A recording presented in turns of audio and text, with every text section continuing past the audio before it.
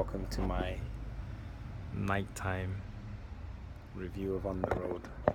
I'm outside because our house is way too small to do this review in private, so I've decided to come out here.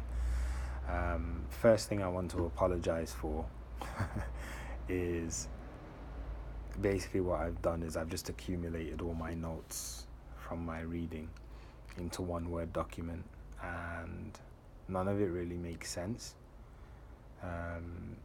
It doesn't flow. It does make sense, but it doesn't flow. So how I'm going to be kind of going through the notes might be a bit disconnected, but that's why I've not really had time to look over the notes that I've accumulated. So apologies for that in advance.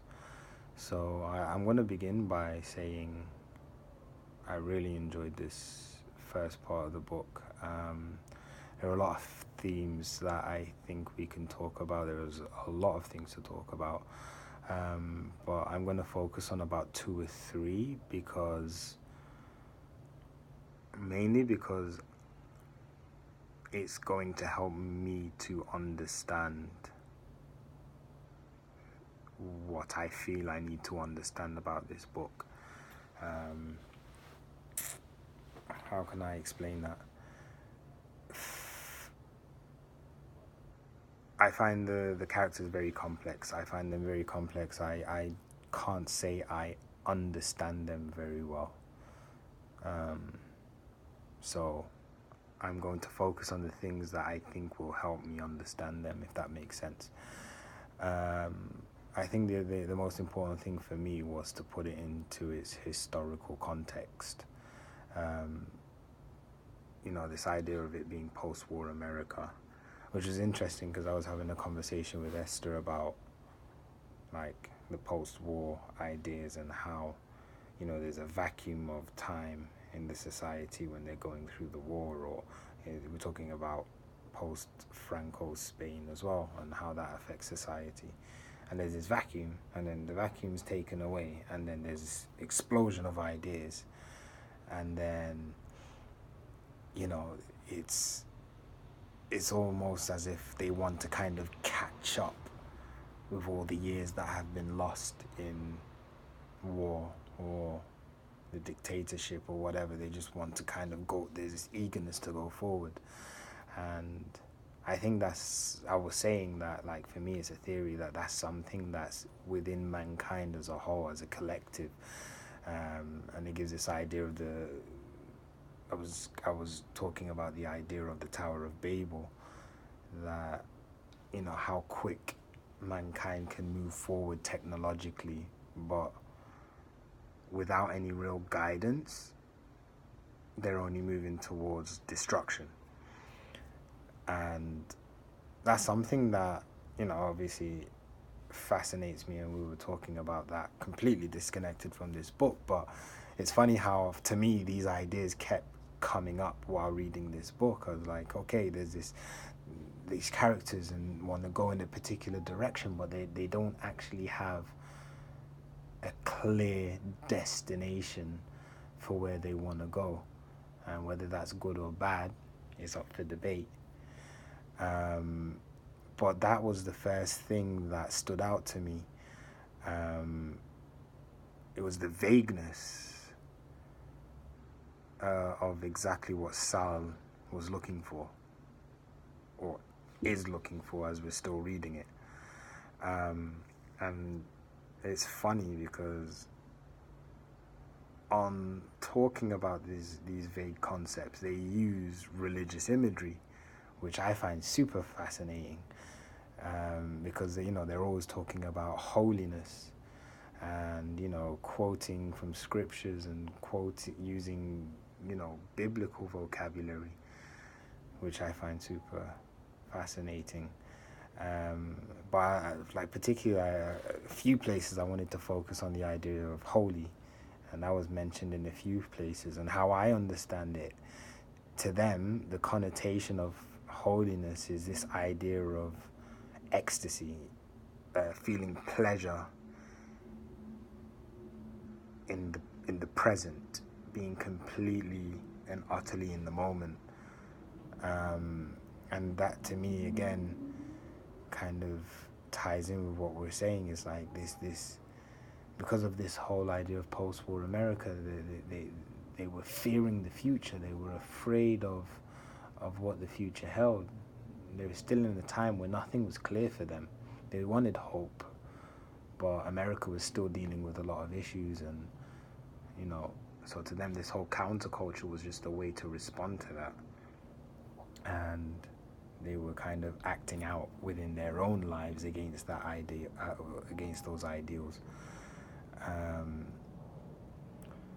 So yeah, it's this idea of holiness and being in the moment and all of this, to me, was a reflection of of a fear of the future. And in another place, he even quotes Ecclesiastes, which is one of my favorite books. And I find it super ironic because that book is about experiencing the present. That's why I love so much about that book, because obviously the rest of the Bible always talks about the future and things like that, but the book of Ecclesiastes talks about not forgetting the present, because the present is just important. Because if you are not doing the right thing with the present, then you won't have a future. And it was, the book talks about filling your present with meaningful pursuits, so having a direction to go in. But this is, again, that's the irony, that they don't have a direction that they're going in. They just want to experience pleasure. They just want to experience joy. They just want to, feel ecstasy. But there's no real destination or no real objective. So I find that really funny, because in that verse in Ecclesiastes, in that passage where they use Ecclesiastes, they were talking about it to go and justify eating food. Oh, I'm starving. Let us go and eat, because Ecclesiastes says it's our share under the sun. And even though it doesn't say it in the book, it's very likely that they went to go and eat sugary foods, which is basically all that Sal ate on the way to the west, was pies and ice cream. And in his mind, it was nutritious. It was something that was holy to him. So to me, it reflects this idea that their pursuits are basically sugar rushes. They're not things of meaning. They're just a series of sugar rushes, and the future is just opportunities for more sugar rushes. That's how I understand it so far.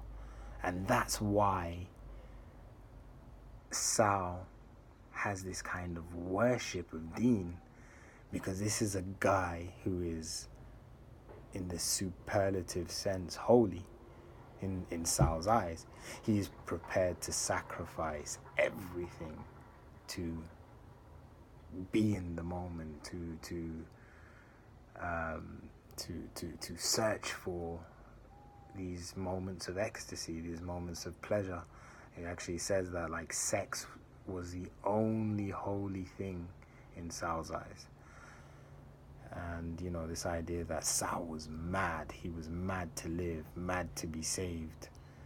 Again, saved from what? I'm not really sure, but there's that fear of the future again. But Sal was deluding himself into believing that Dean was in control of his present, because he has that ability, that attitude to shut himself away from all of the consequences and all of the ideals around him in order to just seek pleasure. And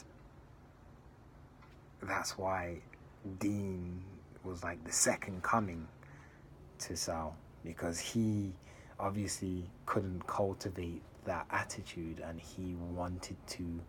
I honestly don't believe he wanted to be exactly like